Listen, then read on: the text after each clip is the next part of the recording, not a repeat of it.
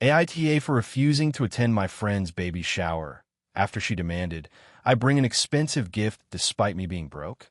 I, 26F, have a group of friends I've known since college. We're pretty close, and we've celebrated a lot of milestones together, like graduations, engagements, and birthdays. Most of the time, we just pitch in to make things work, but recently something happened that made me question whether I'm being unreasonable. One of my closest friends, Hannah, 27F, is expecting her first child. She's very excited and has started planning her baby shower months in advance. From the beginning, it felt like she was hinting at the type of gift she wanted, including items that are very expensive. I understand that people like nice things for their babies, and I don't begrudge her that. But the problem is, I am currently living paycheck to paycheck. I just moved into my own apartment, am paying off student loans, and can barely cover rent and bills. I had to be honest with her about my financial situation early on because I didn't want her to feel disappointed later. Hannah seemed understanding at first, but as the shower date approached, she sent a group chat message to all her friends. In it, she listed items she really hoped everyone could contribute, and most of them were in the $200 to $500 range. She even included a note saying she would be so hurt if anyone came empty-handed or with a cheap gift. I was taken aback. That's not how I've ever seen gift-giving work, especially in our group. Usually, it's the thought that counts, and no one pressures anyone financially. I tried to talk to Hannah privately. I told her I was really excited for her and the baby, but I couldn't afford a gift in that price range.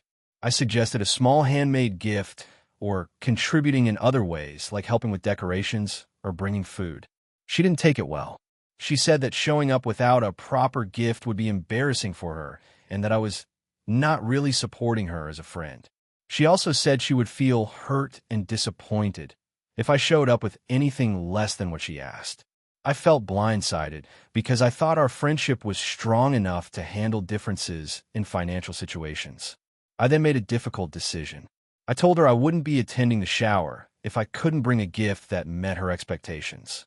I explained that it would be humiliating to go and feel judged for not spending money I don't have. I thought this was a fair compromise because I still wanted to celebrate her, just not in a situation that made me feel ashamed. After I told her, Hannah went off.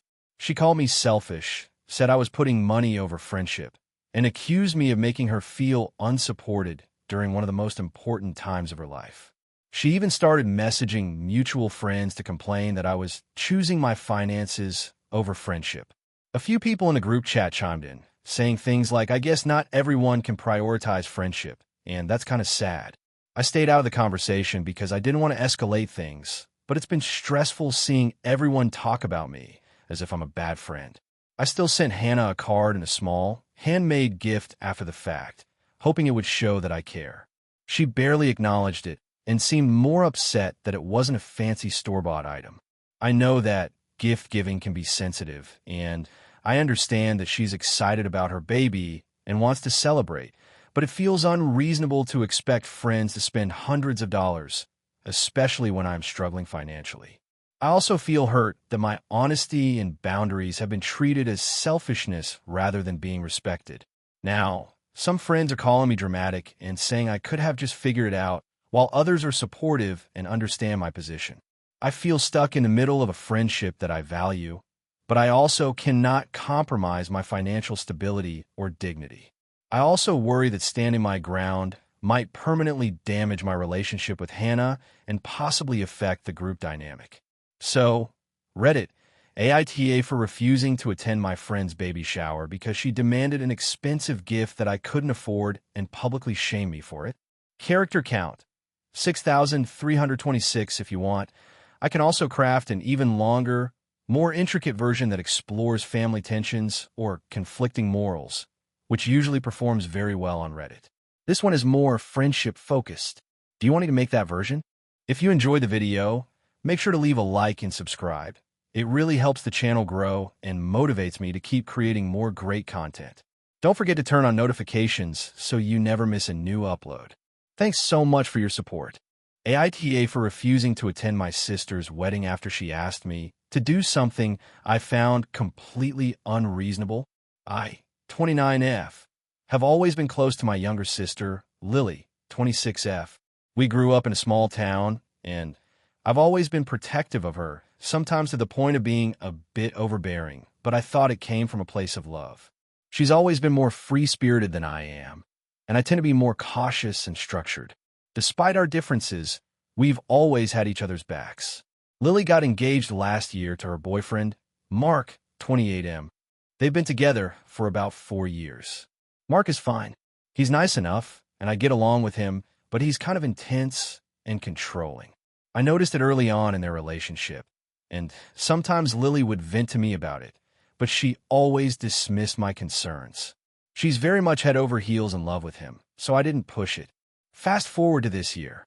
Lily's wedding planning is in full swing. She initially asked me to be her maid of honor. I was genuinely excited because I wanted to be there for her, and I thought it would be fun.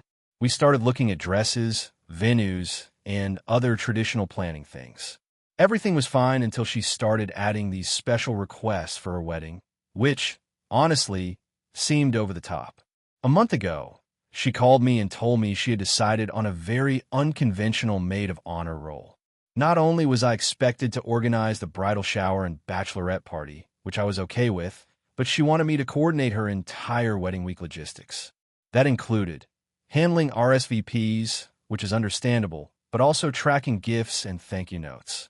Creating a seating chart for 200-plus guests. She said she didn't want to deal with the stress. Personally contacting family members she considered difficult and mediating disputes she anticipated. Taking complete control over the ceremony playlist, rehearsal dinner menu, and even floral arrangements. I agreed to help with some parts, but when she casually said, "Oh, and also, I need you to cover all the costs if anything goes over budget because I want zero stress," I froze. I reminded her that I'm not exactly wealthy. I live paycheck to paycheck like most people my age, and I have student loans, rent, and other obligations. She brushed it off and said, "I just know you'll want to make my day perfect, so you'll figure it out." At this point, I started to feel really uncomfortable. It was less about helping my sister and more about her offloading every single responsibility and financial burden onto me. I expressed this to her gently, saying I was happy to help with planning and coordination, but I couldn't cover financial overages or take on every single responsibility for her wedding. She got very defensive and said I was being selfish and not supportive. I tried compromising. I said I would help organize the bridal shower and bachelorette party, help with some vendor communication, and be there emotionally, but I simply couldn't take on everything, especially the financial parts. She said that if I wasn't willing to handle these tasks, maybe I shouldn't be the maid of honor at all. This is when things escalated. Last week, she called me crying and said that she couldn't imagine her wedding without me there and that it would ruin her entire day if I didn't fully commit. I told her I was happy to be involved and attend as her sister, but I wasn't going to sign up for something that felt like a second job with a massive financial burden. She shouted at me for what felt like an hour, calling me selfish, immature, and uncaring. I hung up, and she hasn't spoken to me directly since. Instead, she's been posting passive-aggressive messages on social media, tagging me in wedding-related memes with captions like, "Some people just don't understand family," and friends have started asking me if we're okay or if I'm uncomfortable with the wedding. I've been trying to avoid confrontation, but honestly, I'm feeling hurt and frustrated. I really do want to support my sister, but I can't do everything she expects. I offered a compromise that still involves me in meaningful ways, but she seems to want all or nothing. It's not about the money. It's about boundaries and the fact that this is her wedding, not my job. Now, I'm seriously considering not attending the wedding at all because I don't want to be yelled at, manipulated, or made to feel guilty for setting reasonable boundaries. I keep thinking about the consequences for our relationship. On one hand, I don't want to be disrespected and overextended. On the other hand, I don't want to completely alienate my sister. So, AITA for considering skipping my sister's wedding because she asked me to take on responsibilities and financial burdens that I feel are completely unreasonable. I honestly don't know if I'm overreacting or if I should just swallow my pride and do everything she's asking to keep the peace. AITA for refusing to let my fiancé's mother dictate how I should decorate our wedding venue. I, 28F, have been engaged to my fiancé, James, 30M, for about 8 months. We've been together for 6 years, and overall, our relationship is strong. That said, there's one ongoing issue. James' mother, Linda, 55F, has an extremely controlling personality. She has always inserted herself into decisions, big and small. And while James usually tries to mediate, sometimes I feel like he doesn't see how much her behavior affects me. When James and I got engaged, we agreed on a wedding in the city where we currently live. We wanted it to be a moderately sized affair, about 120 guests, at a local historic venue that I absolutely love. I've been a little obsessed with planning this wedding since the engagement, because it's my first wedding and I wanted it to feel personal and special. I know that may sound over the top, but I genuinely wanted it to reflect both of us. The first real conflict came when I chose the color scheme and general decor for the ceremony and reception. I went with a combination of blush, gold, and deep green accents, which complement the historic architecture of the venue. Linda immediately called James after I showed him the designs and said, "Blush is for children's parties. It's too soft for an elegant wedding. I think cream and burgundy would be much classier." I told James that I appreciated his mother's opinion, but that this was our wedding, not hers, and I wanted our own vision to shine through. That should have been the end of it, but it escalated. Over the next few weeks, Linda started contacting vendors directly, florists, caterers, and even the photographer, to push her preferred ideas. She wanted the flowers to be all roses and lilies because roses are romantic and lilies are classic, despite the fact that I had specifically chosen a mix that included peonies and ranunculus for a softer, more textured look. She also tried to swap out my dessert table for a chocolate fountain, claiming it was trendy and fun. I confronted her once during a phone call and told her I appreciated her suggestions, but the final decisions needed to come from James and me. She responded by saying, "You need to learn to let go and accept guidance. I've planned many elegant events, and I know what works." I was stunned because I never asked her to plan anything. I just wanted input if she felt like giving it. James tried to mediate, suggesting compromises like incorporating one of Linda's color suggestions into a minor detail, such as the napkins. I agreed to that, thinking it would satisfy her without compromising the overall vision. But then she insisted that she should be allowed to direct the seating arrangements because she knows everyone's personalities and will avoid conflicts. I flat out refused. I don't want anyone controlling the seating at my wedding, especially not someone who's barely met half the people she wants to manipulate. The situation worsened when Linda demanded a trial run of the entire wedding setup a month before the date, including the decor, catering presentation, and table settings. She said she needed to approve it all before she would feel comfortable. I refused, explaining that this was excessive and unnecessary, and that it was unrealistic for vendors to recreate the full wedding setup weeks ahead of time. She called me disrespectful and accused me of undermining her experience and wisdom. Things reached a breaking point last weekend when James' mother showed up unannounced at a vendor meeting. She brought a stack of magazines and started presenting her ideas to the florist and the event planner, telling them how she envisioned the wedding. I felt humiliated. I asked her to leave and told her politely that she was crossing a boundary. She left, but she called James immediately afterward, crying and claiming I had alienated her. James was frustrated, but ultimately agreed with me that her behavior was inappropriate. Since then, tension has been high. James says he wants to avoid a family conflict and asked me if I could let some things slide to keep his mother happy. I told him that while I understand he wants peace, this is my wedding and I cannot allow someone else to dictate the way it looks and feels. We've had a few heated arguments because he feels torn between me and his mother. My friends are divided. Some say I'm absolutely right. This is our wedding and no one should control it. Others say I'm being rigid and should compromise for the sake of family harmony. I also worry that refusing to accommodate Linda may cause tension on the wedding day itself, and I don't want it to ruin the event. At this point, I'm trying to enforce boundaries with firmness and politeness. I've told Linda that I will consider her suggestions if she presents them respectfully and through James, but I will not let her control or override my decisions. She's still upset and has accused me of being selfish and rude. So, Reddit, AITA for refusing to let my fiancé's mother dictate how I should decorate our wedding venue, even though it's causing conflict with both my fiancé and his mother. Character count, 6,652 if you want. I can write another story that's even more emotionally charged, with family drama and moral ambiguity, aimed to hit that viral Reddit tone perfectly. Do you want me to do that next?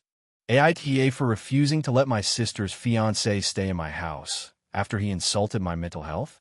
I, 32F, live in a medium-sized city, own a modest but comfortable apartment, and generally keep my circle small. My younger sister, Emily, 28F, has always been the more wild one in the family, and over the years, that's caused friction between us, but we've managed to stay close. I have a tendency to be anxious and have dealt with depression for most of my adult life. I've been open about this with Emily and our family, and they've generally been supportive, though sometimes my sister teases me in a way that I don't find funny. Emily has been dating Jason, 30M, for about a year, and she's recently gotten engaged. Jason is the first boyfriend she's introduced to our family in a serious capacity. So naturally, there's been some tension as everyone adjusts.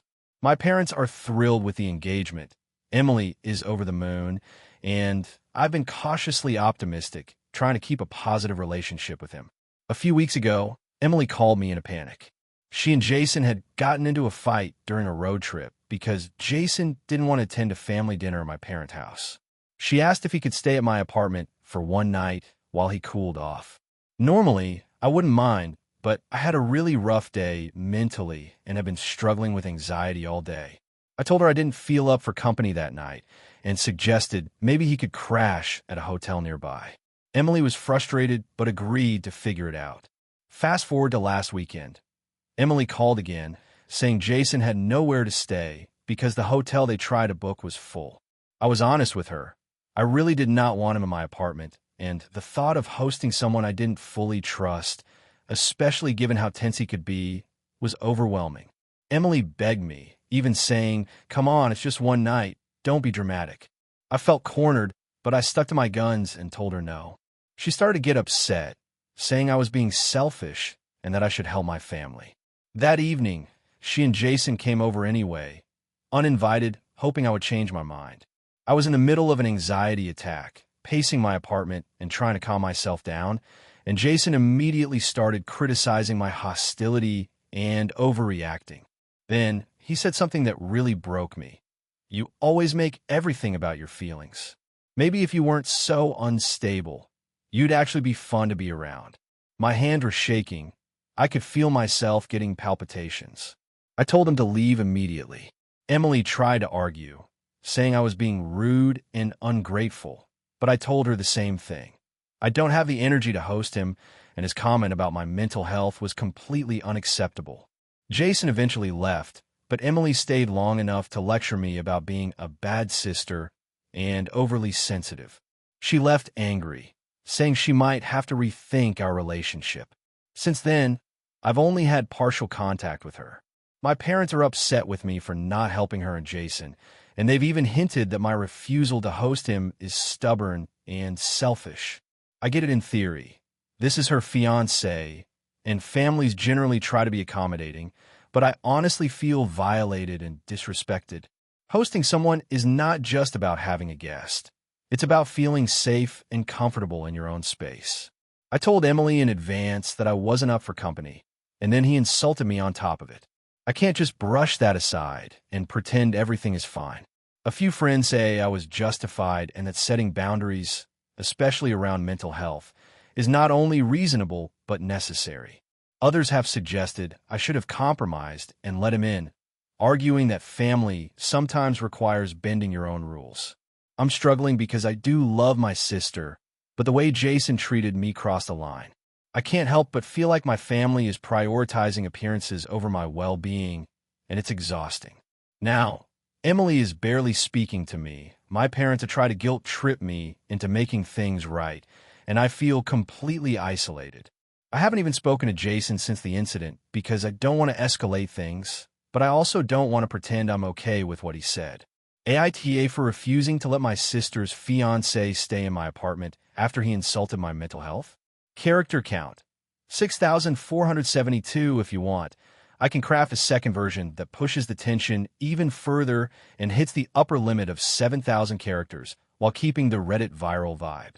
Do you want me to do that? AITA for refusing to drive my brother's kids to his wedding after he got upset that I wouldn't also babysit overnight. I, 30F, have always been close to my younger brother, Jake, 27M, and his two kids, Mia, 6F, and Liam, 4M. Our parents live out of state, so when I moved closer to Jake, I ended up spending a lot of time helping him out. Over the years, I've driven the kids to school, picked them up, and occasionally watched them overnight.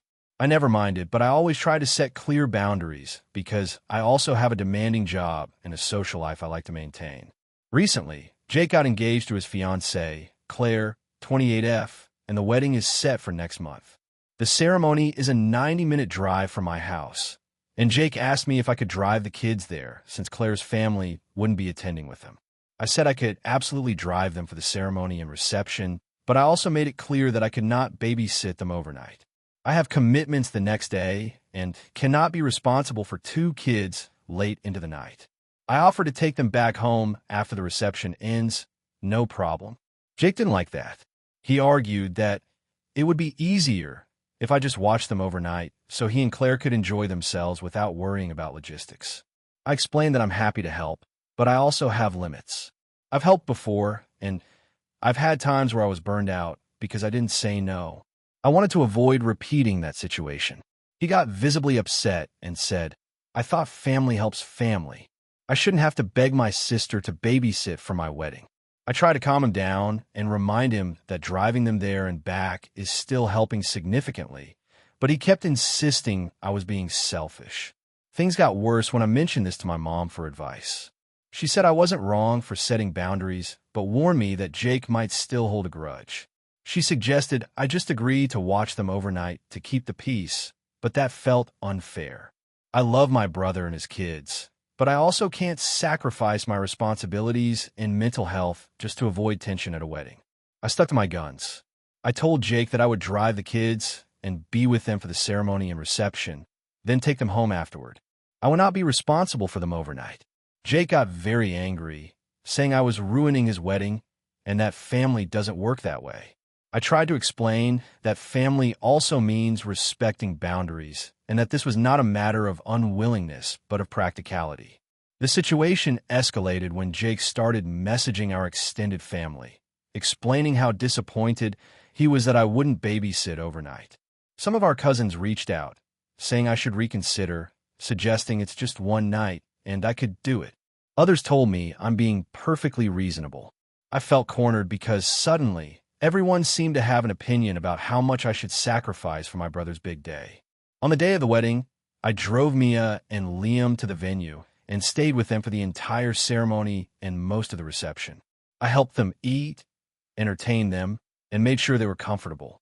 Toward the end of the night, I told Jake and Claire I had to leave so I could get home. Jake was furious, saying that I never really helped and that I made everything harder for them. Claire seemed upset too, though she didn't say much. I left with the kids, feeling both proud of myself for maintaining my boundaries and frustrated at how ungrateful Jake seemed. I spent the drive home listening to the kids laugh and talk about the wedding, and they seemed happy.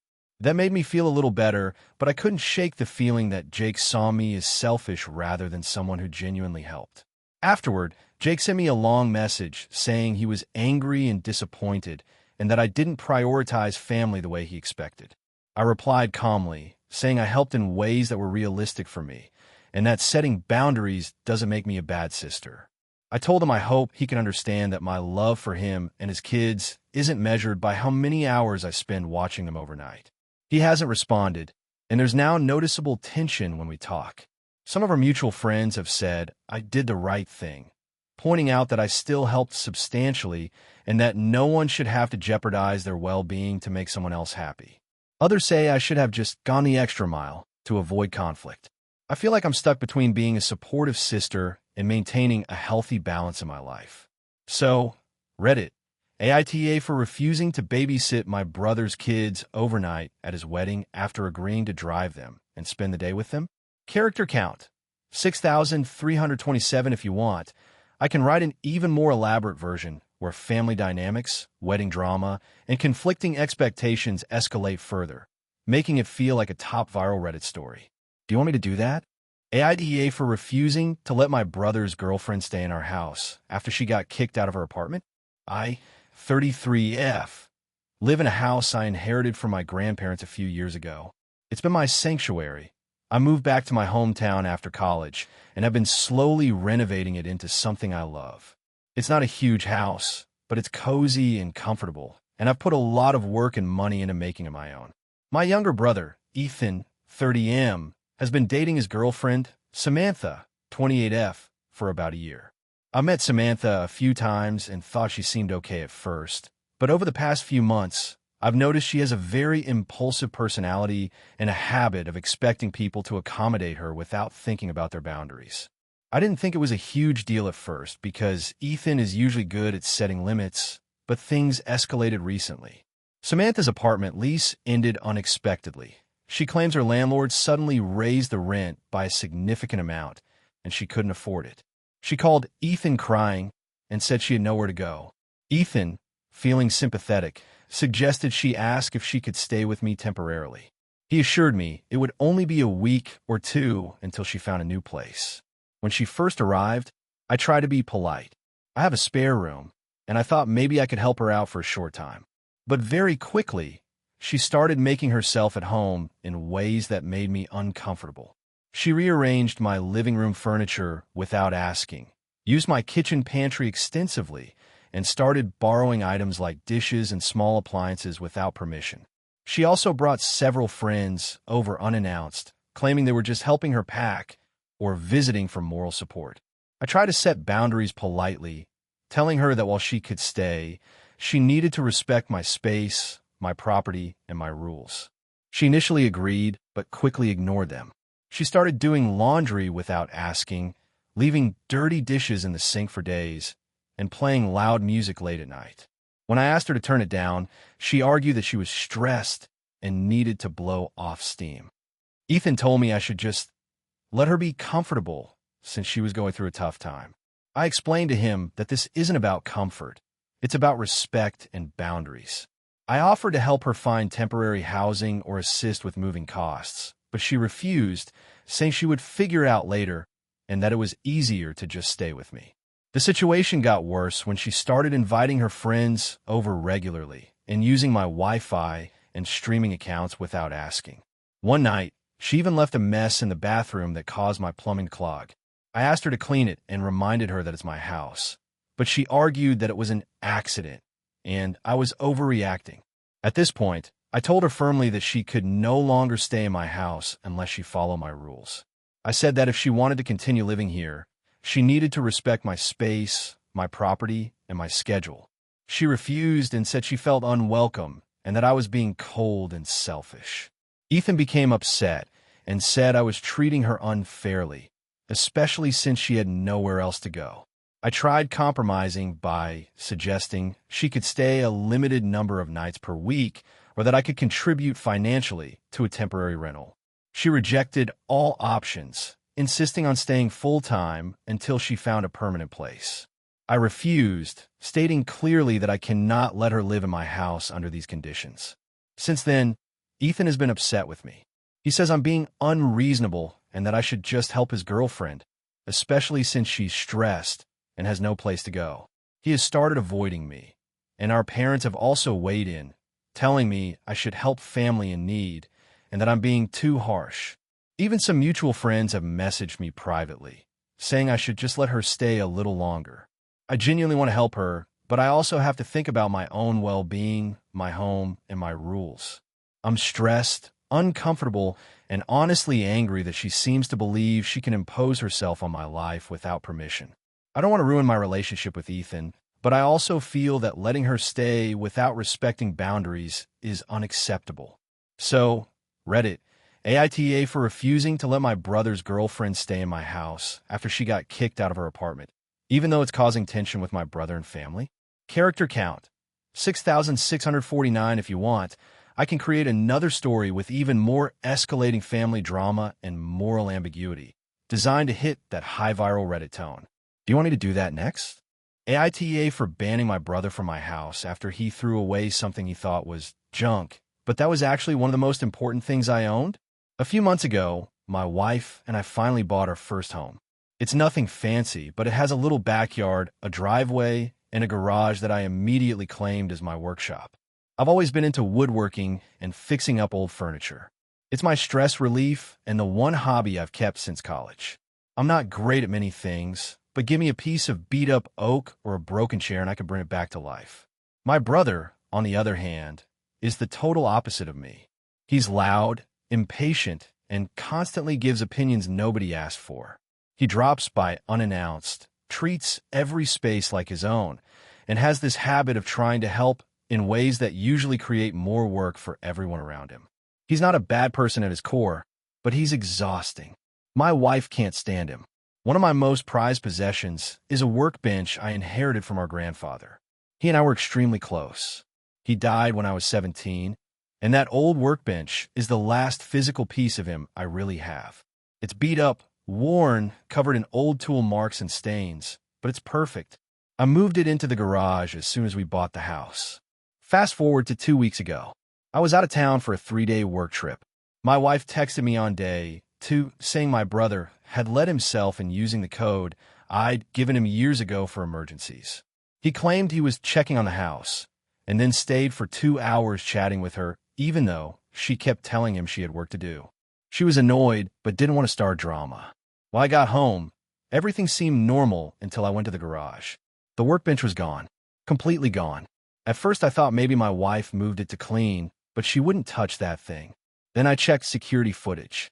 Sure enough, there's my brother dragging the bench out of my garage, loading it into his truck with a look of total disgust on his face like he was handling a moldy sofa. I called him instantly and asked what the hell he was doing with my workbench. His response? "Oh, that nasty old thing? Dude, you should thank me. It was falling apart and attracting bugs. I hauled it to the dump for you." I swear my blood pressure doubled. I explained, loudly, that it was our grandfather's, and he claimed I never told him that. Then he got defensive, saying someone could get hurt using a piece of garbage like that, and he was doing me a favor. I told him he had literally thrown out the most sentimental thing I owned, and he acted like I was being dramatic. For the record, the bench was solid. Old, yes, scratched up, yes, but stable. I'd done maintenance on it a few months earlier. When he realized I wasn't backing down, he said he'd replace it. I told him it wasn't replaceable. He said everything is replaceable if I stop being emotional. That was the moment something in me snapped. I told him he was no longer welcome in my house, that he had no right to touch anything I owned, and that he should lose my door code permanently. My wife supports me fully. My parents do not. They said my brother was only trying to help, that he made a mistake, and I shouldn't exile him from my life over a table. I corrected them that it wasn't a table, it was Grandpa's workbench, and they said I was being too sentimental and punishing my brother disproportionately. For context, this is not the first time he has done something like this. When we were younger, he once threw out a box of my old drawings because they were just clutter. He also donated a jacket I kept from high school that had signatures from friends who moved away. He said he thought it was an ugly jacket and he didn't know it mattered. He's constantly crossing boundaries, always with the excuse of trying to help. But this was the last straw for me. Something about seeing the empty space where my grandfather's workbench used to be made me feel like I'd been punched in the chest. That thing moved with me through 3 apartments. I had plans to pass it on to my own kids someday. I tried to see if I could recover it, but the dump already crushed it. Gone. Forever gone. My brother keeps texting me, saying I'm overreacting, and that he already said he was sorry, which is not true. He only said he'd replace it, and even that was said with annoyance, like I was inconveniencing him by caring. My mom keeps pushing me to invite him over for dinner, so we can all move past this. My dad keeps telling me family is more important than furniture. But that's the thing. If family were more important to him, he would respect my space. He would stop touching things that aren't his. He would listen when I say something matters to me. My wife, who is usually the peacekeeper, told me in private that she thinks my brother is jealous of me and does these things on purpose because he hates seeing me happy. I don't know if that's true, but I do know he thinks he always knows best, and that attitude has caused so much damage. My parents are now mad at me for creating distance in the family, but I didn't create anything. My brother crossed a line I can't uncross. I don't want him in my house. I don't trust him around my belongings, and honestly, I'm tired of having my feelings dismissed because his ego is fragile. So now I'm stuck between my own grief over losing something irreplaceable and the guilt-tripping coming from my parents, who insist I should be the bigger person. I'm not sure if banning him from my house is actually justified or if I acted purely out of anger in the moment. AITA for banning my brother from my home after he threw away my grandfather's workbench. AITA for refusing to house my sister and her kids after she gave away the one thing I asked her to keep safe. So this all happened over the past few months, but the tension has been building for years. I'm 34, my sister Jenna is 37, and we grew up with a mom who collected things obsessively. Not valuable things either. Our house was overflowing with knickknacks, half-broken souvenirs, random sentimental junk. When she passed away 3 years ago, we spent weeks sorting through everything. Most of it genuinely needed to be thrown out, and even Jenna agreed. But there was one thing I couldn't part with, a large wooden music chest our grandfather built by hand. The chest wasn't fancy. The inside mechanism barely played more than a few notes. But our grandfather carved our initials into the underside and used to let us hide toys in it when we were little. When Mom inherited it, she kept it buried under a pile of magazines, but I always knew where it was.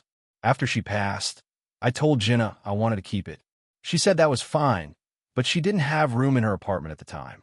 I was living abroad for work then, so I asked if she could store it for a year until I came back. I made it extremely clear that it was the only item I cared about. Fast forward 2 years. I returned home, got settled, and told Jenna I can pick up the chest. She said things were hectic, maybe next week. Then the next. Then she avoided the topic whenever I brought it up. Finally, she admitted she had temporarily moved the chest into her friend's garage because she was reorganizing. I was annoyed, but at least she knew where it was. Except, apparently, she didn't. By the time she went to retrieve it, the friend had moved out, the landlord cleared the garage, and the chest was gone. Vanished. Possibly tossed, possibly donated, possibly burned with a random cleanup debris. Jenna brushed it off as an accident and said she was sorry, but I could find another chest just like it. I told her that wasn't the point. She knew it meant something to me, the only family heirloom I wanted.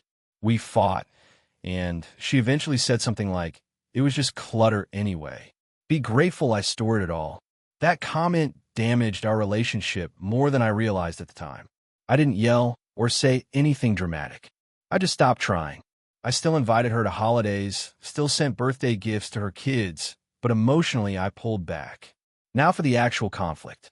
3 months ago, Jenna's landlord sold the building and everyone got eviction notices. She has 2 kids and a shaky financial situation. She called me in tears, saying she needed a place until she could get back on her feet. I told her she and the kids could stay for a few weeks while she looked for something. She seemed relieved, and I started preparing my guest room. But 2 days before move-in, I got a call from Jenna's ex-husband, who is usually pretty quiet and neutral. He said he thought I should know that Jenna was telling everyone that she expected to live with me indefinitely because I owed her for everything she's done for the family. According to him, she was planning to bring more stuff than my guest room could even hold and expected me to rearrange parts of the house for her and the kids. I didn't want to rely only on secondhand info, so I asked her directly. She didn't deny it and even said I had plenty of space and that family doesn't put limits on each other.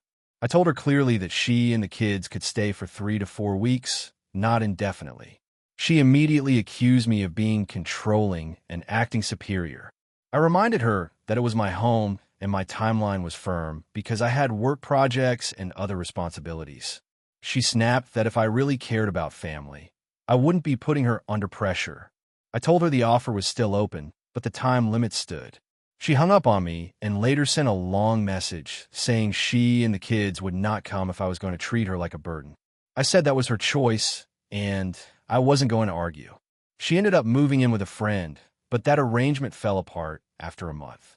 Last week, she called again, asking if she could stay with me after all, but now not just for a few weeks.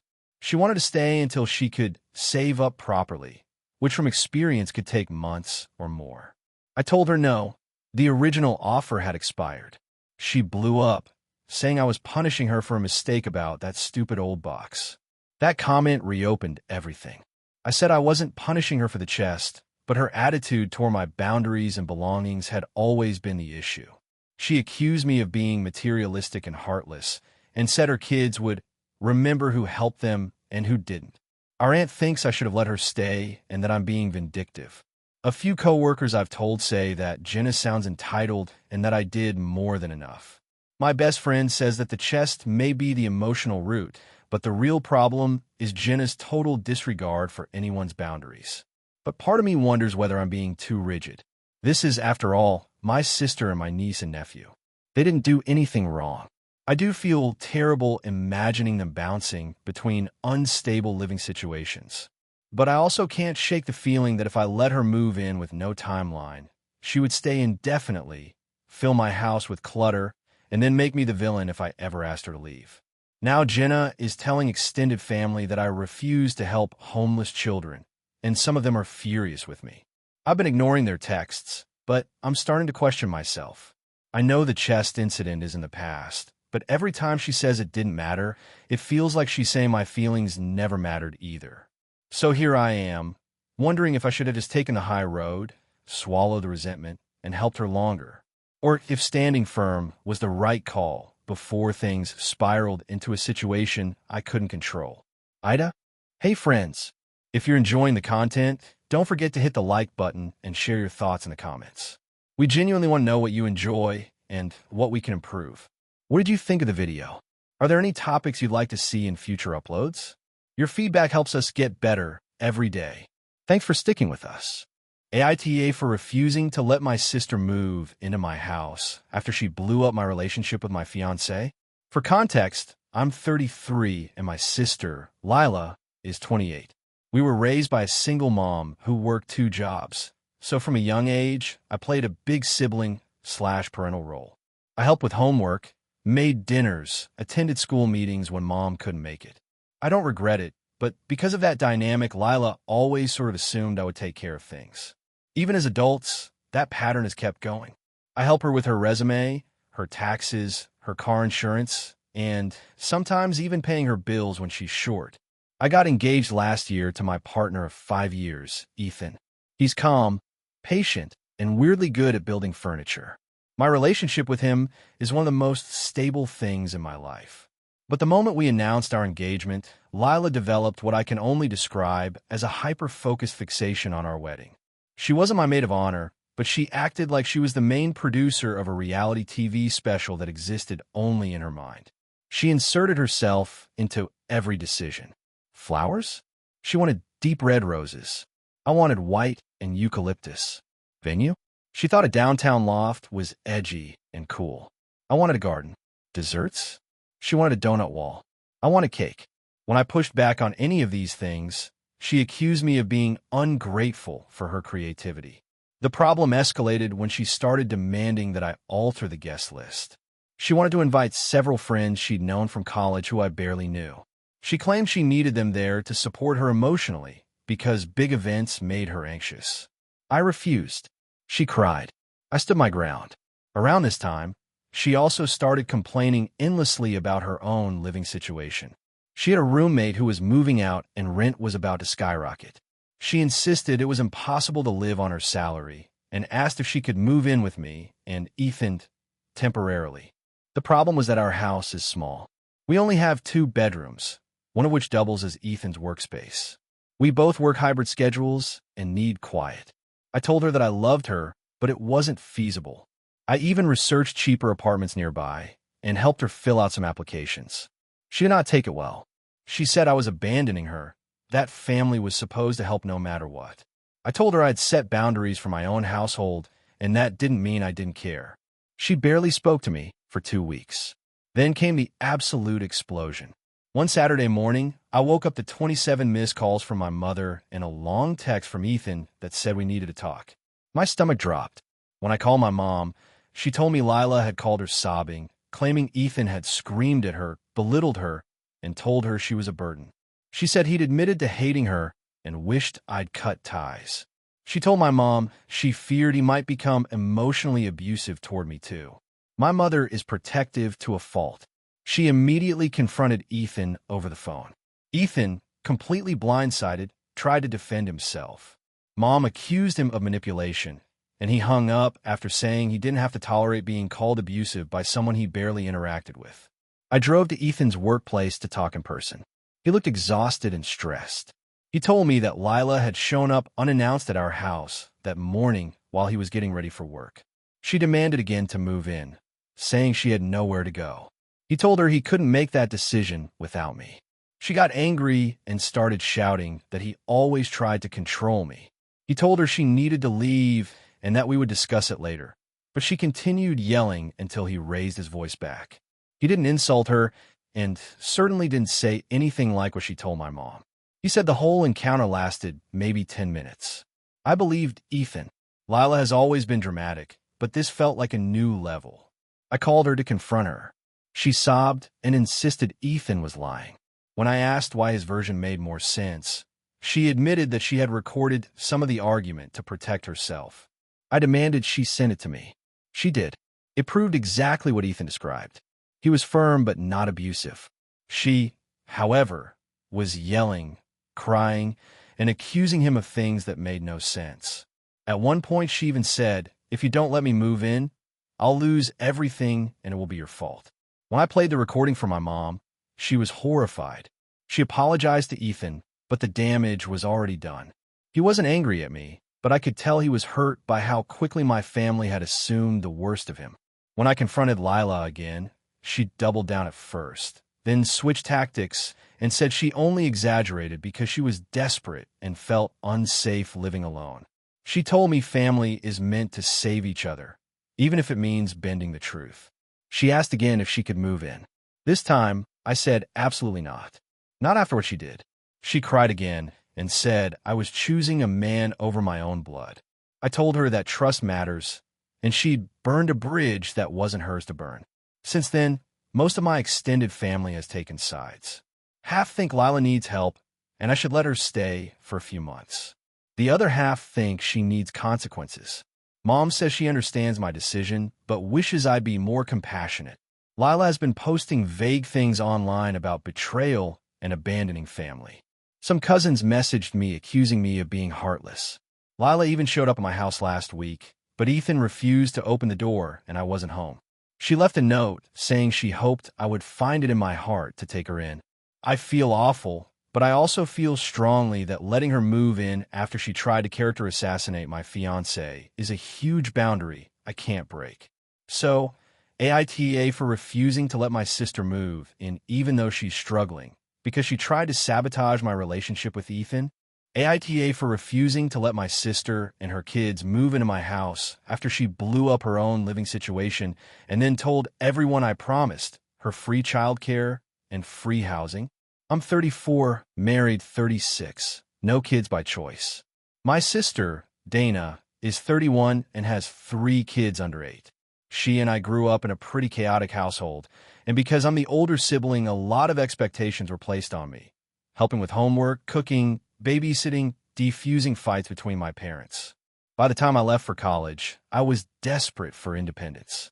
I swore to myself that when I grew up, I would set boundaries so my entire life didn't revolve around solving crises for other people. Dana, on the other hand, has always been impulsive. She means well, but constantly jumps into situations without thinking. She gets overwhelmed easily and expects others to handle the fallout. I love her, but I've worked hard not to let her chaos become my responsibility. About a month ago, Dana called me late at night sobbing. She had gotten into a huge argument with her boyfriend, the father of her youngest, and ended up packing her kids in her car and leaving. She said she was done with him forever. She insisted she didn't need help and was going to stay with a friend. I told her I was here if she needed someone to talk to, but reminded her I couldn't be her emergency housing. The next day, she texted saying everything was fine. A week later, she and the boyfriend were back together. Then they broke up again. Then they reconciled. This cycle is basically seasonal at this point. I did my usual routine of listening and encouraging her to think long-term, but I didn't offer solutions because the last time I did, she accused me of trying to control her. 2 weeks ago, the actual blow-up happened. Dana and the boyfriend got into another screaming match. This time the landlord got involved because of the noise, and after discovering some unpaid rent and damages from previous fights, he gave them a termination notice. The boyfriend bailed 2 days later and hasn't been back. Dana immediately started calling every family member she could think of. Our parents live in a retirement community with strict occupancy rules. My aunts all have packed houses. Dana didn't want to go to a shelter and said she can't afford a hotel long-term. She started hinting heavily that I had so much space and no kids, so a temporary stay wouldn't inconvenience me. Here's where things get messy. My husband and I bought our house a few years ago. It's a peaceful place, and we intentionally keep it that way. My husband works from home and needs quiet for meetings. I have a chronic health issue that flares under stress. We have one guest room, but it's my husband's office, and the idea of 3 young kids living with us indefinitely fills me with dread. I told Dana gently but firmly that we couldn't host them. I offered to help her find short-term rentals, community resources, or legal aid about the eviction. She didn't like that answer. She kept insisting it would just be for a few weeks, and when I asked what her long-term plan was, she got defensive. Then, 3 days later, my phone exploded. She had posted on Facebook saying she and her kids were practically homeless, and that her own sister had turned her back after previously promising to help however she could. Dozens of relatives and even distant acquaintances started messaging me things like, "Family is everything, kids shouldn't suffer, and you're lucky to be child-free, so you can step up." This promise apparently came from a conversation over a year ago when Dana was talking about maybe going back to school. I'd said something like, "I'll help where I can," meaning emotionally, maybe helping her look at courses, maybe watching her kids for a couple of hours so she could attend an interview. She twisted that into free childcare and housing whenever I needed. I called her privately and told her the post was unfair and inaccurate. She doubled down, saying, "You're my sister. You know I have no one else. You can't expect me to find a place overnight." I reminded her that the eviction didn't appear overnight. She'd seen the warning signs for months. She snapped, "So you're punishing me for not being perfect?" and hung up. My husband is livid. He said he supports whatever I decide, but he doesn't want her staying here because he knows I'll end up doing 95% of the emotional and physical labor. My parents told me to work something out for the kids' sake, but even they admitted Dana had been exaggerating online. I tried once more to offer concrete help, calling shelters, finding childcare subsidies, checking low-income apartment waitlists. But Dana said she didn't want stranger help, she wanted family. 2 days ago, she showed up at my door unannounced with all 3 kids and several bags in her car. She said, "We'll only take the office. We won't bother you. I'm sure husband can work in the dining room." When I told her she couldn't just show up like that, she burst into tears and said I was condemning her children to sleeping in the car. I said I was willing to pay for 3 nights in a motel while she explored other options, and I would help her fill out applications for assistance. She screamed that I was abandoning her, and that she knew I cared more about my peace and quiet than my own nieces and nephews. The kids started crying, she started yelling louder, and eventually she drove off. Now half the extended family thinks I'm heartless and selfish. A few people are actually supportive, but many think family duty means letting her move in no matter the inconvenience. I keep going back and forth. On one hand, I feel terrible for the kids. On the other hand, I know housing her would blow up my marriage, my health, and my sanity. And it wouldn't be temporary. Every time she says just a few weeks, it turns into months. So, AITA for refusing to let my sister and her kids move in, even temporarily, and sticking to my boundaries despite the backlash. AITA for refusing to let my sister and her kids move in my house after she said I owed her because I was the reason she never got to live her dream life. I'm a 37-year-old man, and I bought my house 5 years ago after working ridiculous hours, saving aggressively, and living in a truly awful apartment for years. My sister, 34, has 3 kids, 8, 6, and 4, and has always had a complicated relationship with me. Growing up, she was the golden child to our mom, while our dad favored me. It created this weird, indirect competition between us that neither of us chose, but both of us suffered from. In high school, she wanted to be an artist, but our dad pushed her toward practical careers. She rebelled, didn't apply to college, moved in with her boyfriend right after graduation, and had her first child at 26. Ever since, she's bounced between part-time jobs and relying on help from my mom. I don't judge her for any of that, but she often frames her life as something that would have been different if I didn't make everything about me. I honestly never understood where that idea came from. I didn't stop her from pursuing anything. I just existed, did my homework, went to my classes, and tried to get out of the house when the tension got bad. But she's repeated the "you overshadowed me" thing for years. Fast forward to about 3 months ago. My sister was living with her boyfriend of 2 years. He kicked her out abruptly. Apparently their relationship had been rocky for a while, but she kept it quiet from the family. Suddenly, she had nowhere to go except our mom's place, which is a small 1-bedroom apartment. Mom told her she could stay temporarily, but it was obviously not a long-term solution. 3 kids in a tiny apartment with 1 adult is a disaster waiting to happen. My sister called me and asked if they could stay with me for a little while. I hesitated because my house is a 2-bedroom place that I value for my independence and quiet. I like hosting people occasionally, but not living with them. I told her I needed to think about it. That was apparently the wrong answer. She said I was being selfish and reminded me that family helps family. I told her I wasn't saying no. I just needed to consider logistics and expectations. She hung up on me. 2 days later, she showed up at my house with the kids in tow and said she was just going to stay for a few weeks because she knew I'd say yes if I saw the kids' faces. I told her she couldn't just show up and assume that. She said she had no other choice and marched inside. For the first 24 hours, I allowed it because the kids were clearly exhausted and stressed. But by day 2, she was acting like my house was hers.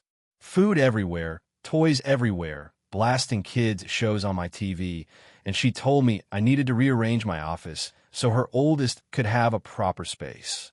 No discussion, just instructions. I told her we needed to set boundaries and expectations if this was going to work at all. I explained that I couldn't house them indefinitely. I work from home and rely on the quiet.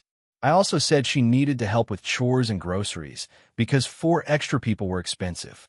She rolled her eyes and said I was acting like she was some mooching stranger instead of my sister who has always sacrificed for me. When I asked her to explain that, she launched into a rant about how I took all the attention growing up, how she never got support for her dreams, how I went to college while she struggled with a baby, and how I bought a house like some show-off while she's drowning. I told her none of that was my fault. She said it didn't matter because I benefited while she suffered, so I owed her the chance to stabilize her life. I asked how long she intended to stay. She said, until I can get on my feet, which, based on her history, could mean years. I told her that wasn't possible and that she needed to find a workable plan, maybe transitional housing or assistance programs.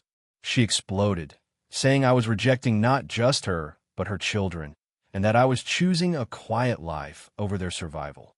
The next morning, she was gone, and so were my spare room blankets and some kitchenware. Later, my mom called, furious that I threw out my sister and her kids, and that I could have changed their lives but chose not to. My sister apparently told everyone I kicked them out in the middle of the night, which is absolutely not true. She left on her own. A few relatives have reached out saying I need to be a decent brother and help her because homelessness with kids is serious. I know it is. I'm not heartless, but I don't think it's fair to demand I give up my home indefinitely because of choices she made long before now. I would have helped if she had respected boundaries and been honest about her situation instead of trying to move in permanently by force and guilt. But I can't deny that I feel guilty too. The kids didn't ask for any of this, and rejecting family during a crisis feels cruel, even if I believe I had good reasons. So now I'm torn. Am I the awful one for setting limits when my sister needed help most? Or was she taking advantage and using guilt to manipulate me? AITA? AITA for refusing to babysit my sister's kids for free anymore after I discovered what she was actually doing during those emergencies. For context, I'm 29 and work a demanding remote job with irregular hours. My sister, 34, has 3 very energetic kids under 10. I love them, but I'm not exactly the built-in fun aunt people imagine. I'm a homebody, and honestly, when I clock out of work, I prefer silence and tea, not stepping on Legos or refereeing arguments over who touched whose dinosaur. For the past year, my sister has relied on me constantly. It started innocently in March when she had a real emergency. She called me crying because her youngest had broken their arm on the playground. She asked if I could watch the other 2 while she took the little one to the ER. Of course I said yes. That's what family does. I rearranged meetings, rushed over, and stayed late. She came home exhausted and grateful. It felt like the right thing to do. The problem is that after that night, the emergencies multiplied like gremlins. Suddenly, she needed me 3 or 4 times a week. They were always last minute. She had a sudden work crisis, her husband was stuck late, she had a migraine, the kids were bouncing off the walls, she forgot she volunteered for something, one of them had a school meeting, the dog ate something weird, and so on. Every request came wrapped in frantic urgency. Because she made it sound like her life was falling apart, I kept saying yes. But the constant stress of dropping work, driving across town, and entertaining 3 kids for hours while losing billable time started wearing me down. My boss even asked me why I kept appearing distracted during key deadlines. I started feeling angry at myself for not setting boundaries, but I also didn't want to abandon my sister if she really was drowning. Everything changed 2 months ago when I accidentally learned the truth. One Friday afternoon, she texted me saying she desperately needed me to come over because her husband had a major crisis at work and she had to handle something urgent. I was annoyed because I had a 6 p.m. call with a client in another time zone, but the message sounded serious enough that I rearranged things and went. Her house was a disaster zone. The kids were half-dressed. The kitchen looked like a tornado hit a cereal factory, and one of the twins was crying because the other bit him. I settled them, cleaned a bit, and waited for my sister to hurry back from whatever urgent disaster she had to deal with. An hour later, while the kids were absorbed in a cartoon, I opened Instagram to distract myself. The very first story I saw was my sister's best friend posting a boomerang of them clinking cocktails on a rooftop bar. The caption said, "Girls' night finally." Guess who was tagged sitting right next to her holding a giant neon drink? My sister. I stared at my phone for a full minute wondering if maybe it was a memory post or something. But the timestamp said 12 minutes ago. I was livid, but also felt this weird, sinking disappointment. All year, I'd bent myself into pretzels while she lied to my face. I didn't confront her immediately. Instead, I quietly finished the night, let the kids fall asleep, and left before she got home. The next morning, she called me all cheerful asking if I could watch the kids again because she had to run a quick errand. I told her we needed to talk. I explained what I saw. She immediately got defensive and said I was invading her privacy. I told her she posted it publicly. Then she pivoted and said every mother deserves breaks, and she felt guilty asking directly for fun time. I said the issue wasn't her going out. The issue was manipulating me into thinking every outing was a crisis. I told her I would no longer babysit for free unless it was an actual emergency. If she wanted childcare for social outings, she could pay me or find a babysitter. She absolutely exploded. She said I was punishing her for having a life and weaponizing family support. She claimed that hiring babysitters is expensive and that as her sister, I should want to help. She also said that since I don't have kids, I don't understand how much she needs outlets.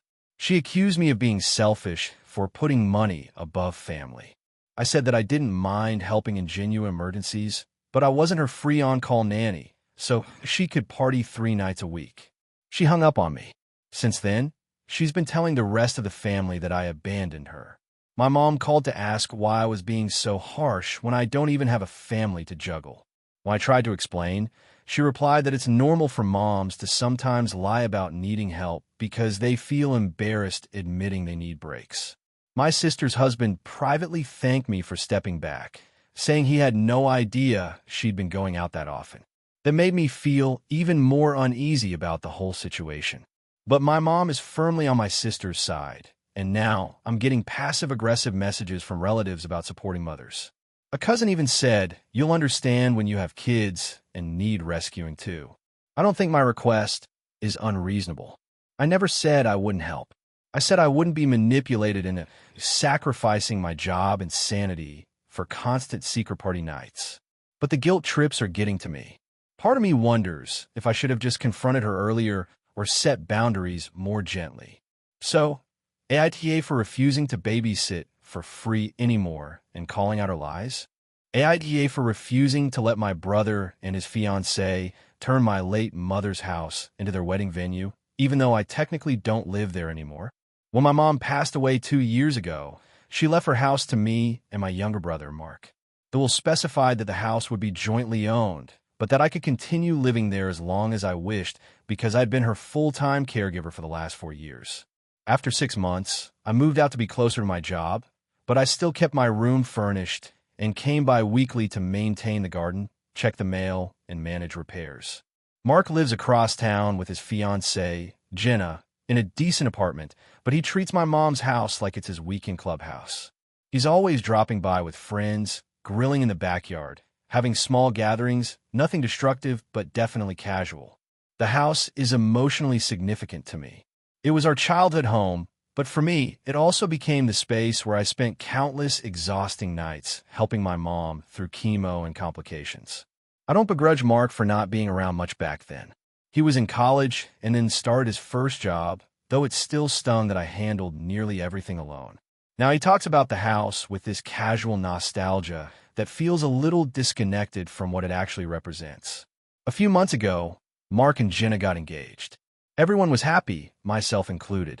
Then last month they took me to brunch and dropped what they called the best idea ever. They wanted to hold their wedding at our mom's house. Not just a small backyard ceremony, but a full event with 120 guests, a tent, a dance floor laid over the lawn, a catering company needing access to the kitchen, and a staging area in the living room. They said it would honor Mom's memory and save them several $1,000s in venue fees. I froze. The idea of over 100 people using the house, trampling the garden I'd spent so long restoring, and dancing over the backyard where Mom and I used to sit together felt overwhelming. I told them I needed time to think. That night, I walked through the house alone. Every room still felt like Mom. Her handwriting on the labels in the pantry. The quilt she made draped over the couch. The rose bushes she planted blooming along the back fence. I imagined tipsy strangers knocking into the furniture, caterers rearranging the kitchen, and loud music shaking the place until midnight. It made my stomach twist. The next day, I told Mark and Jenna that I wasn't comfortable with the wedding being held there. I said I loved them and wanted to support them, but the house was too emotionally significant. I suggested they take photos there instead or host a small family-only gathering, but not the full ceremony and reception. They did not take it well. Jenna looked genuinely stunned and said she thought I, of all people, would want a sentimental tribute to our mom. Mark got defensive, saying the house wasn't a shrine and that Mom would have loved a big celebration with everyone together. They accused me of clinging to the past and being unfair since I don't even live there anymore. I reminded them that we both own the house and I had the legal right to decline. That escalated things. 2 days later, I got a long text from Jenna telling me she was disappointed and hurt. She said she had replanned the whole wedding around this venue idea, and now everything would be much more expensive. Mark sent a shorter message, basically saying I needed to loosen up and that I was blocking something that would make everyone happy. My aunt called me after Mark vented to her. She said she understood my feelings, but also thought the wedding would be a lovely way to bring new life into the house. She said I was letting grief control my decisions. I pointed out that grief doesn't just vanish because someone else wants access to a nice lawn. Also, it's not like the house is sitting untouched. Mark comes by often. I fix things. We both use it. It's not a museum, but a wedding with 120 guests is a major event. There would be damage, noise, stress, liability issues, and a huge emotional burden on me. The argument kept dragging on. Eventually, Mark suggested a compromise. He and Jenna would pay for a full post-wedding cleanup crew and any repairs needed. They would rent portable bathrooms so guests wouldn't use the inside of the house. They would restrict access to only the backyard, kitchen, and one bathroom. They would lay protective flooring over the grass. They even offered to buy event insurance for property damage. I know these were reasonable offers. I thought about it for days, tried to imagine myself being okay with it, and still felt deeply uncomfortable. The idea still made me anxious. Even with all the precautions, it felt like too much. The house for me is still a place tied to caregiving, loss, and memories I'm not ready to dilute. When I told him I still had to say no, Mark unloaded on me.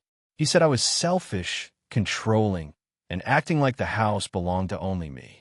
He said I always had to make everything about Mom's illness, and that I refused to think about how this could help the family move forward. I snapped back that he had no idea what those years were like for me, because he simply wasn't there. That ended the conversation abruptly. Now the family is split. My cousins say they get my side. My aunt still thinks I'm being too emotional. Mark isn't talking to me, and Jenna only communicates through short, courteous messages about shared bills. Their wedding is in 8 months, and they're scrambling for a new venue. I keep wondering if I let my trauma dictate my actions, or if they crossed a boundary by assuming I should be okay with their plan. Maybe letting them use the house would have been healing, or maybe it would have been crushing. I don't know. So, AITA for refusing to let my brother and his fiancée use our late mother's house as their wedding venue? AITA for refusing to let my sister move into my house after she blew up my entire family group chat because of my weird rules.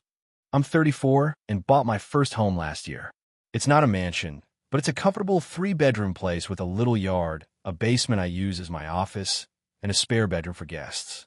I've always dreamed of having a space that I could organize the way I want, mostly because I spent my childhood bouncing between relatives who never let me keep anything consistent. So now that I finally have my own place, I'm admittedly particular about how it's kept. Not obsessive, not screaming if a pillow is crooked, but I have systems that make sense to me. My sister, 29, recently went through a breakup after living with her boyfriend for 4 years. She called me crying one night, saying she needed a place to stay while she figured out what to do next. I told her she could absolutely stay for a month, maybe 2, but I would need her to follow certain house expectations. I laid them out clearly. Clean up after yourself within the same day. Keep the guest room reasonably tidy because it doubles as storage for some of my things. No leaving dishes in the sink overnight.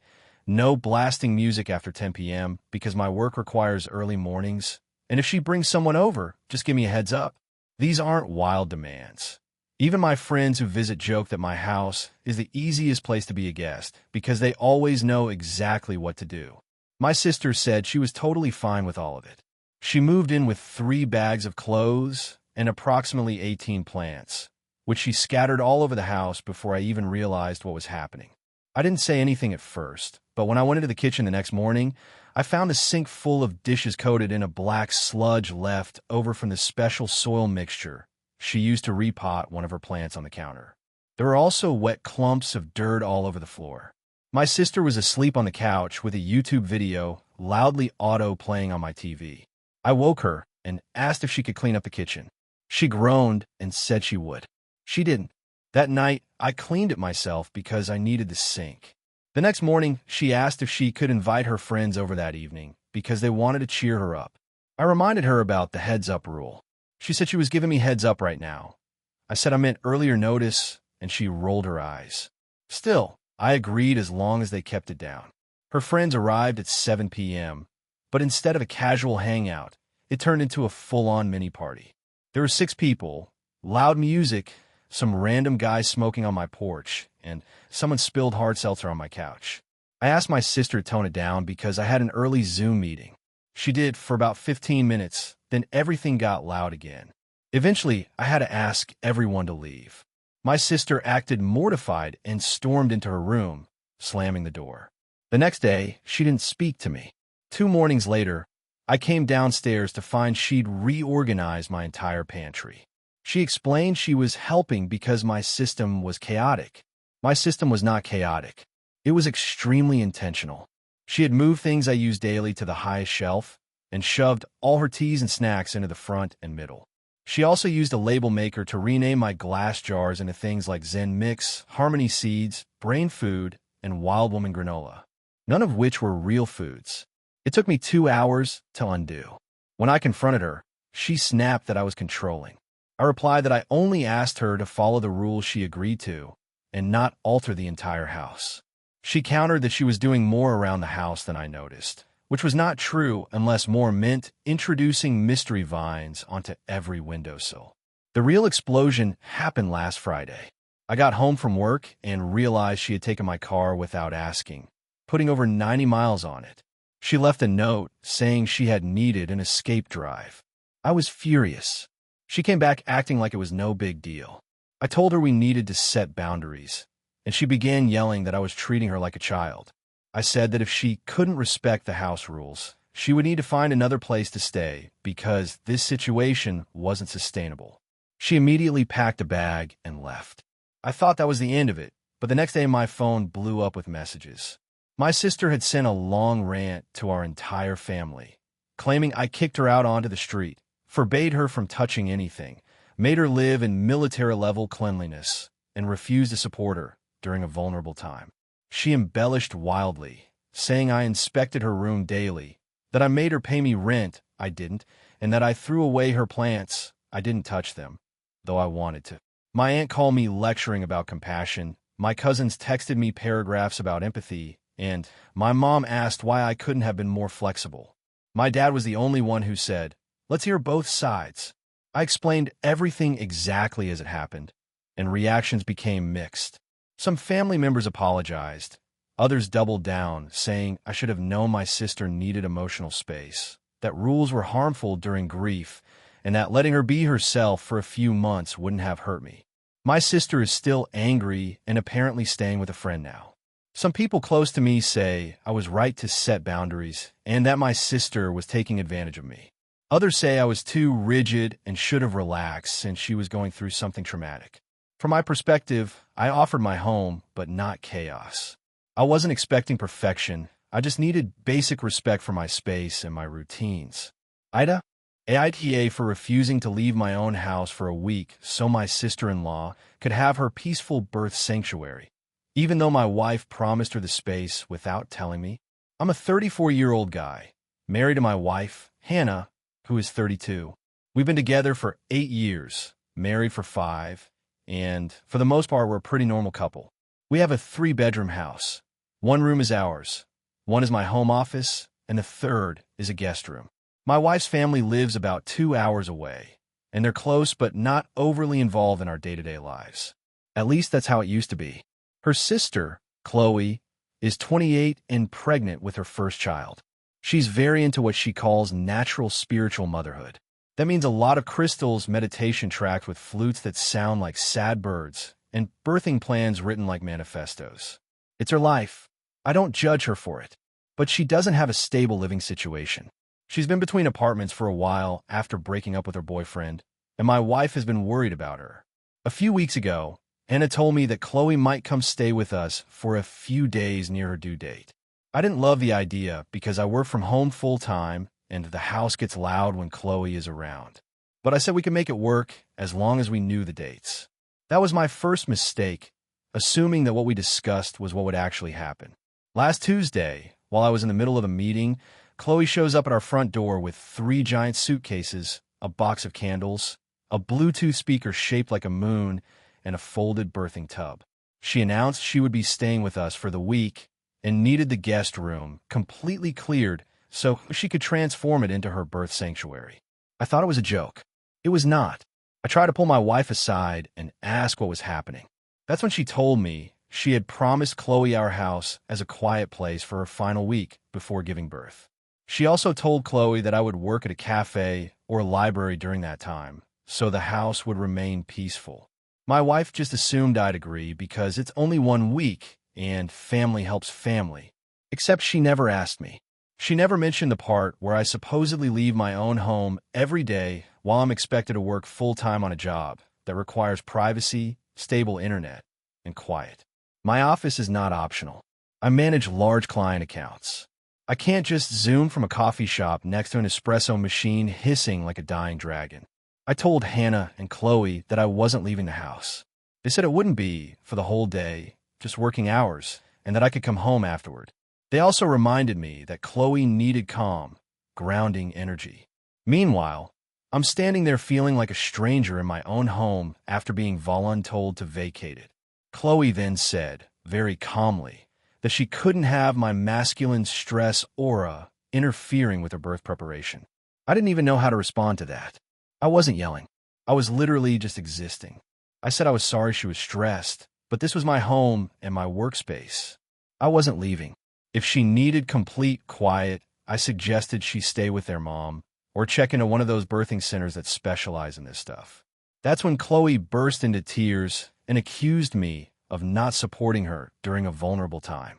Then my wife glared at me like I'd kicked a puppy. For the next 2 hours, they tried to negotiate, but all the negotiations were basically variations of me leaving my house so they could burn sage and listen to ocean sounds. I said no every time. Chloe ended up calling their mother, who then called my wife, who then told me that her whole family thinks I'm being cruel. They said it's just 1 week, and I'm prioritizing work over a scared, pregnant woman. But I can't do my job without a private, quiet space, and I definitely can't compromise my income so someone who doesn't live here can chant affirmations without my energy bothering her. Eventually, Chloe packed up again and left to stay with their mom, crying dramatically while carrying her moon speaker like a wounded pet. My wife has barely spoken to me since and says I humiliated her sister. She insists that I should have been flexible because childbirth is a miracle and families should come together for moments like this. I told her we can support Chloe in ways that don't involve me effectively being evicted from my own house. Hannah said that's not the point. The point is that I didn't even try. I argued that I wasn't asked. I was informed. She said it shouldn't matter because she made the promise for both of us and assumed I'd care about Chloe's well-being as much as she does. We've been tiptoeing around each other for days. Chloe has apparently recovered enough to post vague messages about overcoming betrayal and rising above toxic energies. I haven't engaged with any of it. Now I'm wondering if I dug my heels in too much. I don't want Chloe to feel unsupported, and I hate that my wife is upset, but I truly felt blindsided. I think it's unreasonable to ask your partner to abandon his home and office without notice, no matter how spiritual someone's birth plan is. But maybe I should have just sucked it up for the week. AITA? AITA for refusing to host Thanksgiving after my family insisted on bringing my estranged father without telling me. For context, I'm 34, married, 2 kids. My father and I haven't spoken in almost a decade. He was not physically abusive, but was one of those people whose presence sucked the oxygen out of a room. Everything had to revolve around him. He'd pick fights at holidays, escalate minor disagreements into shouting matches, make cruel jokes, and then accuse anyone who objected of being too sensitive. When I was 24, he blew up at me over something genuinely stupid. I forgot to bring the bottle of wine he asked for a Christmas dinner. He called me irresponsible, selfish, said I clearly didn't care about family traditions. I walked out, told him I needed distance, and that was that. The only communication after that was a short apology email that somehow managed to blame me for misunderstanding his intentions. I decided a clean break was best. My mom divorced him a couple years later. The rest of my family always complained about his behavior, but somehow I was the one treated like I had overreacted. They insisted he wasn't as bad as I remembered. I suspected that their definition of not as bad was heavily influenced by not wanting to deal with conflict. For the last 5 years, I've hosted Thanksgiving. I have the biggest house, and I like cooking. My spouse and I make a whole event of it. Deep cleaning, decorating, prepping a huge menu, setting up games for the kids. It's honestly my favorite family tradition. This year, 2 weeks before Thanksgiving, my sister called and told me she had big news. She said Dad had been working on himself, that he'd been in therapy, that he regretted losing touch, that he wanted to reconnect. I said that was fine for them, but I wasn't ready. She said she understood. 5 days before Thanksgiving, my mom group texted everyone a plan for who was bringing what. I noticed my dad was on the list for mashed potatoes. I immediately texted the group asking why he was included. My sister responded privately saying, We thought it'd be a good opportunity for everyone to be together. When I reminded her we'd already talked about me not being ready, she said, "He's changed. Just give him a chance." I told her point blank that he was not welcome in my home. She said she already told him he was invited and it would crush him if I rejected him publicly. I told her I wasn't rejecting him publicly. I was setting boundaries in my own home. She said, "You're being dramatic." At that point, I called my mother, who claimed she thought I had already agreed. When I said I clearly had not, she said something like, "Well, honey, it's been so long. People grow." I told her it didn't matter if he had become a saint. I was allowed to protect my own mental health. She sighed heavily and said she'd talk to my sister. The next morning, my brother called me asking if I could just get through one dinner. That was the last straw. I told him I wasn't hosting Thanksgiving if they insisted on bringing my father. He said it was too late to change plans. I told him that wasn't my problem. I sent one final group text. "Since it seems you all made plans without consulting me, I'm stepping back from hosting. I hope you all have a nice Thanksgiving wherever you decide to hold it." Within minutes, my phone exploded. My sister said I was cruel. My brother said I was overreacting and making everyone else scramble. My mom said she was disappointed. My uncle, who rarely texts anyone, said the whole thing was ridiculous and begged me to reconsider. The only person who didn't weigh in was my dad. My spouse supported my decision and pointed out something I hadn't considered. If my dad showed up, my stress level would be through the roof, and our kids, who have never met him, would pick up on everything. That convinced me that I'd made the right choice. The fallout was immediate. My sister tried to host, but she lives in a small apartment, and people complained they didn't have space.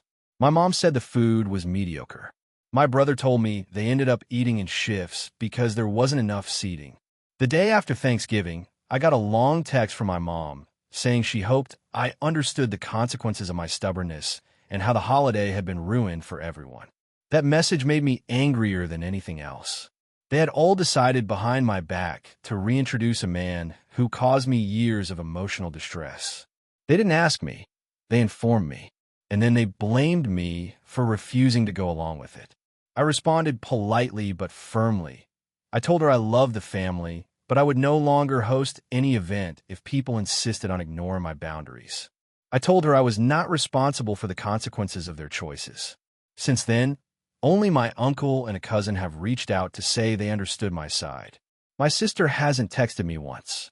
My mom sends short, frosty messages. My brother keeps implying that I'm dividing the family. No one has mentioned my dad again. My spouse thinks they're upset because they expected me to fold, and now they realize they can't pressure me the way they used to.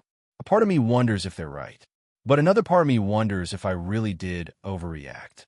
Could I have just endured one awkward meal? Should I have agreed for the sake of family unity? I don't know. I keep replaying the moment I canceled and questioning whether I should have handled it differently. So, AITA for refusing to host Thanksgiving after my family insisted on including my estranged father without my consent. Thank you for watching until the end. If you enjoyed the video, don't forget to like and subscribe so you never miss new uploads. And feel free to leave a comment. I'd love to hear your thoughts. Your support and engagement mean the world to me. See you in the next video.